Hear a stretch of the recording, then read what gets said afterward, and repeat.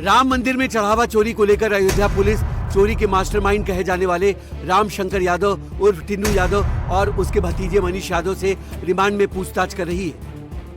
मंदिर में हुई चोरी को लेकर चाचा भतीजे की जोड़ी से सवाल पर सवाल हो रहे हैं, तो वहीं मंदिर में एसआईटी अपनी रिपोर्ट को अंतिम रूप देने में जुटी है। इन सबके बीच इस मामले में अब एक नया ट्विस्ट आ गया है।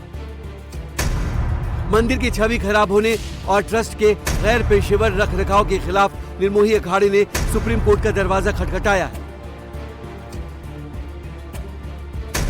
निर्मोही अखाड़े ने सुप्रीम कोर्ट में याचिका दाखिल कर श्री राम जन्मभूमि तीर्थ क्षेत्र ट्रस्ट के पुनर्गठन की मांग की है। अखाड़े ने कोर्ट से अनुरोध किया है कि राम मंदिर ट्रस्ट को सार्वजनिक ट्रस्ट घोषित किया जाए और उसके वित्तीय लेन देन का फॉरेंसिक ऑडिट कराया जाए।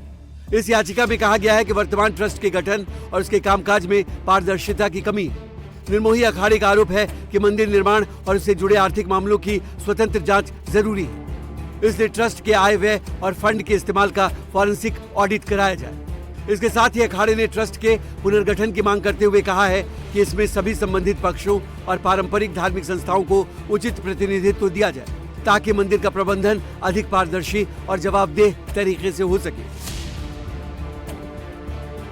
अब इस मामले में एससी के सामने सुनवाई के बाद आगे की कार्रवाई तय होगी। हालांकि राम मंदिर में चढ़ावा चोरी का मामला पहले ही सुप्रीम कोर्ट पहुंच चुका है, जिसकी अगली सुनवाई सोमवार को होनी है। इसी दिन एसआईटी भी अपनी अंतरिम रिपोर्ट सुप्रीम कोर्ट में जमा करेगी। पिछली सुनवाई में सुप्रीम कोर्ट ने संबंधित पक्षों को नोटिस देकर जवाब मांगा था। इधर चढ़ावा चोरी के आरोप में जेल में बंद सभी 8 आरोपियों पर पुलिस का एक्शन जारी है। बारी बारी से आरोपियों को रिमांड पर लेकर अयोध्या पुलिस पूछताछ कर रही है। अभी राम शंकर यादव उर्फ टिन्नू यादव और मनीष यादव शनिवार से 39 घंटे की पुलिस रिमांड पर है।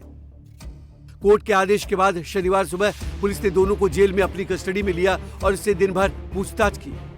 आज भी इन दोनों आरोपियों से पूछताछ जारी रहेगी। पुलिस चाचा भतीजे की इस जोड़ी से चढ़ावा चोरी से जुड़े अहम सबूत और सुराग जुटाने की कोशिश कर रही है। साथ ही बाकी आरोपियों के बयान और उनसे मिले सबूतों का भी मिलान कर रही है। राम मंदिर दानपाट चोरी के आरोप के मामले में टिन्नू यादव व उनके भतीजे मनीष यादव की कस्टडी रिमांड हो चुकी है। मेडिकल चेकअप कराने के बाद अब उन दोनों से एसओजी कार्यालय में पूछताछ की जा रही है कि टिन्नू यादव और मनीष यादव से बकायदा आज पूछताछ की जा रही है। क्या निकल कर सामने आया, लेकिन ये देखने की बात होगी।